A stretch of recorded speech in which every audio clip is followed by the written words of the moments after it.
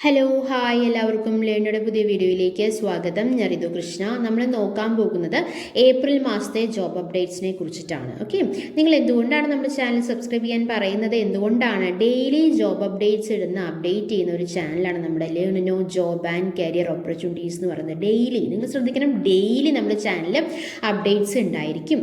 അപ്പോൾ നമ്മൾ ഇന്ന് വന്നിട്ടുള്ളത് എന്താണെന്ന് വെച്ച് കഴിഞ്ഞാൽ, നിങ്ങളിപ്പോൾ MBBS കഴിഞ്ഞവരാണ്, അല്ലെങ്കിൽ പോസ്റ്റ് ഗ്രാജുവേറ്റ് PG കഴിഞ്ഞവരാണെങ്കിൽ നിങ്ങൾക്ക് സേനകളിൽ മെഡിക്കൽ ഓഫീസേഴ്സ് ആകാനായിട്ട് സാധിക്കും. MBBS മാത്രമല്ല, PG കഴിഞ്ഞവർക്കും സാധിക്കും എന്നാണ് പറഞ്ഞിട്ടുള്ളത്. അതായത് MBBSകാർക്ക് ആംഡ് ഫോഴ്സസ് മെഡിക്കൽ സർവീസിൽ ഓഫീസർ ആകാനായിട്ടുള്ള ഒരു അവസരം വന്നിട്ടുണ്ട്. 400 വേക്കൻസീസ് ആണ് വന്നിട്ടുള്ളത്. കമ്മീഷനിലാണ് അവസരം ഉള്ളത്. സ്ത്രീകൾക്കും അപേക്ഷിക്കാവുന്നതാണ്. ഓൺലൈൻ അപേക്ഷ ഏപ്രിൽ 19 മുതൽ മെയ് 12 വരെയാണ് വന്നിട്ടുള്ളത്. നമ്മൾ പറഞ്ഞു 400 വേക്കൻസീസ്, പുരുഷന്മാർക്ക് 300ഉം സ്ത്രീകൾക്ക് 100ഉം, അങ്ങനെയാണ് 400 വേക്കൻസീസ് വന്നിട്ടുള്ളത്. പ്രായം, ഇതിൽ യോഗ്യത എന്ന് പറയുന്നത് MBBS അല്ലെങ്കിൽ പോസ്റ്റ് ഗ്രാജുവേറ്റ് ഡിഗ്രിയാണ് പറഞ്ഞിട്ടുള്ളൂ കേട്ടോ.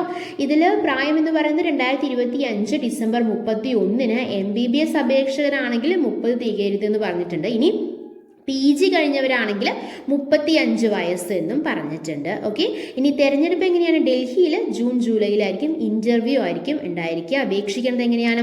www.joinafms.gov.in എന്നുള്ള വെബ്സൈറ്റ് വഴി ഓൺലൈൻ രജിസ്ട്രേഷനാണ് നടത്തേണ്ടത്. യോഗ്യത ഉൾപ്പെടെയുള്ള വിശദ വിവരങ്ങൾ ഈ വെബ്സൈറ്റിൽ പ്രസിദ്ധീകരിക്കുന്നതായിരിക്കും.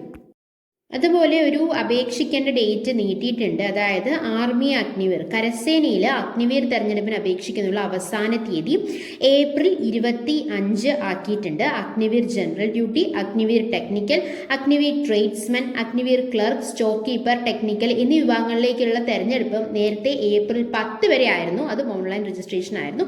എന്നാൽ ഇപ്പോഴത് ഏപ്രിൽ 25 വരെ നീട്ടിയിട്ടുണ്ട് എന്നുള്ള കാര്യം ഒന്ന് ശ്രദ്ധിക്കുക. അതുപോലെ തന്നെ ഡൽഹി ഫോറൻസിക് ലാബിൽ 116 ഓഫീസേഴ്സിൻ്റെ വാക്കൻസീസ് വന്നിട്ടുണ്ട്. ഡൽഹി ഫോറൻസിക് സയൻസ് ലബോറട്ടറിയിൽ ജൂനിയർ സയന്റിഫിക് ഓഫീസർ അവസരമാണ് വന്നിട്ടുള്ളത്. ഏപ്രിൽ 24 വരെ അപേക്ഷിക്കാവുന്നതാണ്. Biology, chemistry, physics, CSMD, cyber forensic, photo, light detection, document, fingerprint, HRD QC വിഭാഗങ്ങളിലെ 116 ഒഴിവുകളിലേക്കാണ് അപേക്ഷ ക്ഷണിച്ചിട്ടുള്ളത്. പ്രായം 30 കവിയരുത് എന്ന് പറഞ്ഞിട്ടുണ്ട്. ശമ്പളം 68,697 രൂപയാണ്. കൂടുതൽ വിവരങ്ങൾക്ക് വെബ്സൈറ്റ് പ്രൊവൈഡ് ചെയ്യാം. www.fsl.delhi.gov.in എന്നുള്ള വെബ്സൈറ്റിൽ നോക്കിയാൽ മതിയാകും. കൂടുതൽ വിവരങ്ങൾ നിങ്ങളുടെ കൺമുന്നിലെത്തും. ഓക്കെ, ഇനി അതുപോലെ തന്നെ ഒരു വളരെ ഇമ്പോർട്ടൻ്റ് ആയിട്ടുള്ളൊരു കാര്യം, NIELIT national institute of electronics and information ടെക്നോളജിയിൽ വിവിധ തസ്തികകളിലായിട്ട് 490 ഒഴിവുകളാണ് റിപ്പോർട്ട് ചെയ്തിട്ടുള്ളത്. ഏപ്രിൽ 28 വരെ നിങ്ങൾക്ക് അപേക്ഷിക്കാനായിട്ട് സാധിക്കും.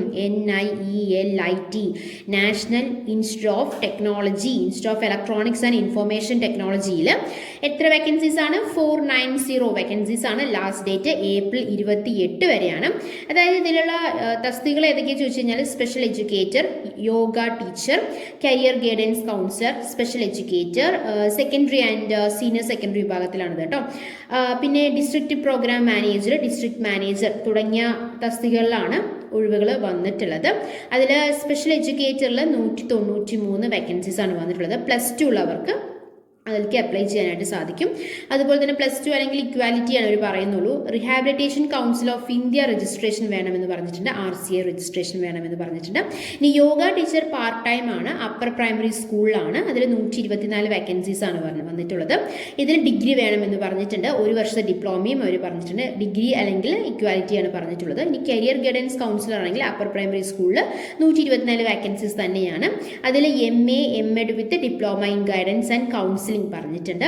ഇനി special educator secondary and senior സെക്കൻഡറിയിൽ സ്പെഷ്യൽ എഡ്യൂക്കേഷനിൽ PG പറഞ്ഞിട്ടുണ്ട്. BEd അല്ലെങ്കിൽ BEd with diploma in special education. Rehabilitation council of India RCA registration special എഡ്യൂക്കേറ്ററിൽ വേണമെന്ന് പറഞ്ഞിട്ടുണ്ട്. ഇനി ഡിസ്ട്രിക്ട് പ്രോഗ്രാം മാനേജറിൽ 12 വേക്കൻസീസ് ആണ്. അതിൽ ഡിഗ്രി വേണം. ഹെൽത്ത് കെയർ മാനേജ്മെന്റിൽ MBA PG അല്ലെങ്കിൽ ഡിപ്ലോമ. 3 വർഷത്തെ എക്സ്പീരിയൻസ് ഡിസ്ട്രിക്ട് പ്രോഗ്രാം മാനേജറിൽ പറഞ്ഞിട്ടുണ്ട്. കമ്പ്യൂട്ടർ അറിവും ഉണ്ടായിരിക്കേണ്ടതാണ്. District manager 3 vacancies. 3 വേക്കൻസീസ് ഉള്ള ഡിസ്ട്രിക്ട് മാനേജർ ആണെങ്കിൽ BCABI BE BTech MCA അല്ലെങ്കിൽ ബിരുദം, 1 വർഷത്തെ കമ്പ്യൂട്ടർ ഡിപ്ലോമ, 2 വർഷത്തെ എക്സ്പീരിയൻസ് ആണ് പറഞ്ഞിട്ടുള്ളത്. കൂടുതൽ വിവരങ്ങൾ അറിയണമെങ്കിൽ www.nielt.gov.in എന്നുള്ള വെബ്സൈറ്റിൽ നോക്കിയാൽ മതിയാകും. ഇതുപോലുള്ള വീഡിയോസാണ് നിങ്ങൾക്ക് ആവശ്യമുണ്ടെങ്കിൽ നമ്മുടെ ചാനൽ സബ്സ്ക്രൈബ് ചെയ്യുക, സപ്പോർട്ട് ചെയ്യുക. Thanks for your time. By.